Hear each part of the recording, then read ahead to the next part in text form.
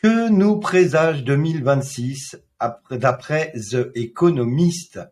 Oui, vous connaissez The Economist, c'est le fameux, la fameuse une de The Economist qui sort tous les ans et qui laisse énormément beaucoup de questions, beaucoup d'interrogations.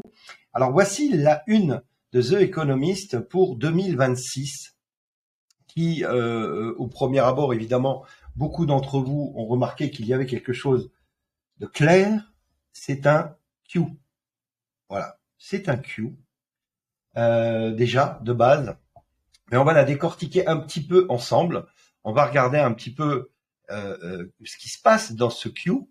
Moi, ce que je vois, c'est que Q, et comme je le dis tout le temps, l'élément Q, si vous ne l'avez pas, vous ne pouvez pas avoir le puzzle complet. Et là, on a le puzzle complet.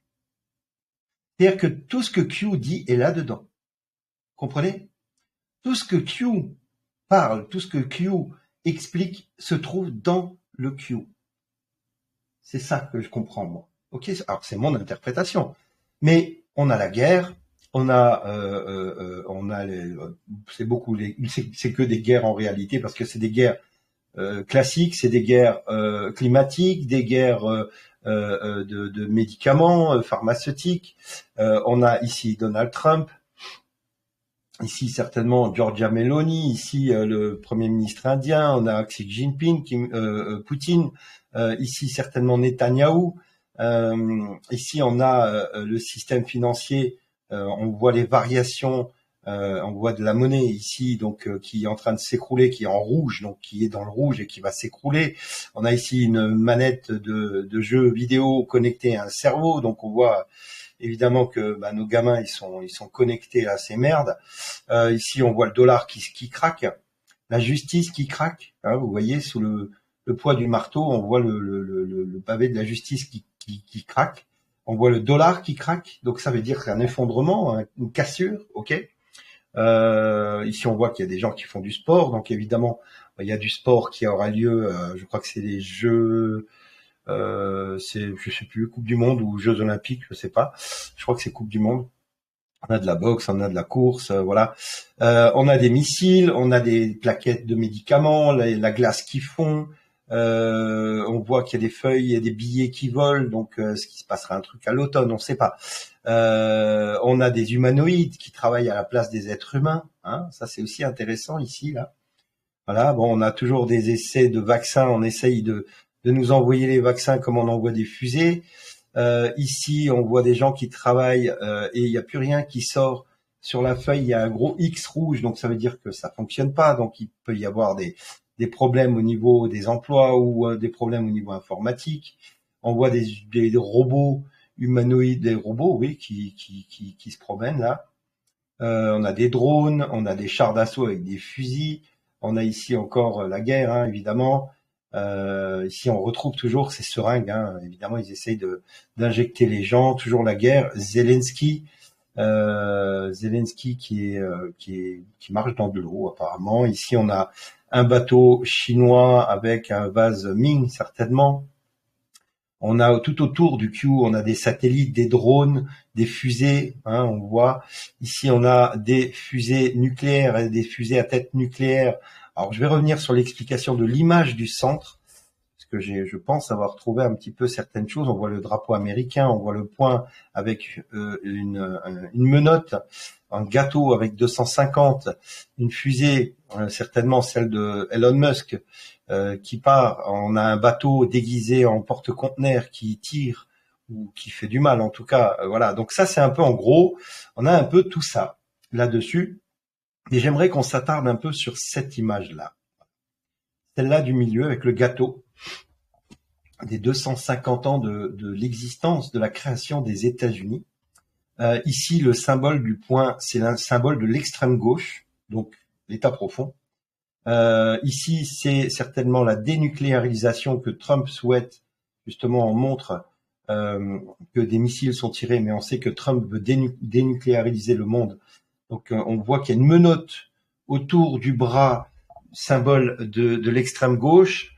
Donc, les 250 ans de l'État profond de l'Amérique, qu'on voit ici, hein, les 250 ans de l'Amérique. Là, on a le symbole de l'extrême gauche que je vous ai montré là, hein, qui est ici.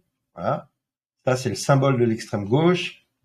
On le retrouve ici, l'extrême gauche, hein, ce fameux symbole du poing, avec une menotte, donc qui veut dire simplement qu'on arrête l'extrême gauche, qu'on la met en état d'arrestation et donc qu'on lui empêche d'aller plus loin. Donc c'est pour ça que je ne m'inquiète pas trop.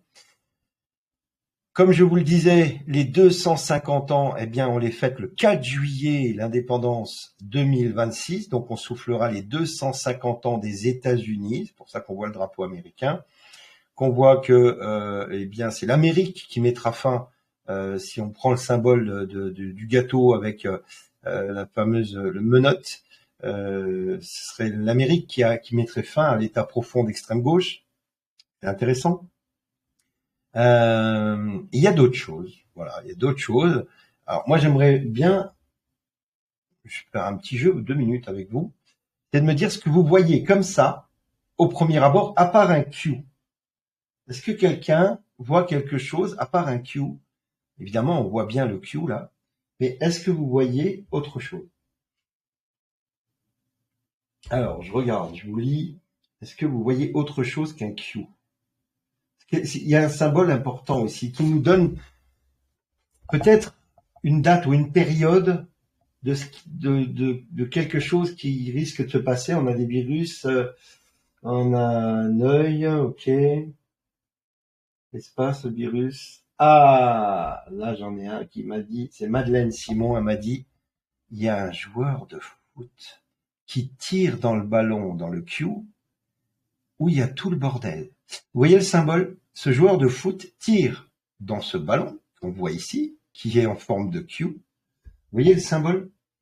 Donc c'est au moment où il se passe quelque chose au niveau du football qu'on va tirer, qu'on va peut-être faire éclater tout ça.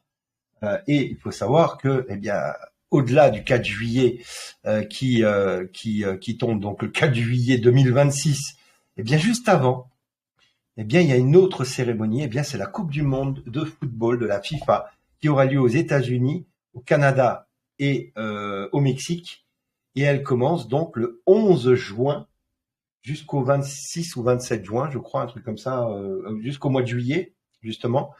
Et donc ce symbole du joueur de foot qui tire dans le ballon qui forme un Q voudrait présager qu'il se passerait quelque chose aux alentours de cette période de Coupe du Monde. Voilà, en gros. Comprenez? Voilà un peu mon interprétation de cette une de The Economist. Le fait que ce soit un joueur de foot qui frappe dans la balle, que la balle parte au loin et forme un Q avec tout le merdier. Donc c'est tout le merdier Q que Q nous a balancé depuis 2017. On a tout ça dans un Q. Ça veut dire que Q détient les vérités et tout ce dont on parle là est dans les drops. Ok? Et c'est au moment de la Coupe du Monde, certainement, qui a lieu, comme par hasard, aux États-Unis, Canada et au Mexique, donc sur le continent américain. Eh bien, c'est à ce moment-là qu'on pourrait éventuellement vivre quelque chose d'extraordinaire au-delà du football que j'aime beaucoup. Mais je pense que The Economist veut nous dire que ça peut être cette période. Ok? Libération de la planète, on met un grand coup dans le ballon et on libère évidemment toute cette merde. Voilà un peu mon interprétation, je peux me tromper, mais je le sens bien comme ça. Allez,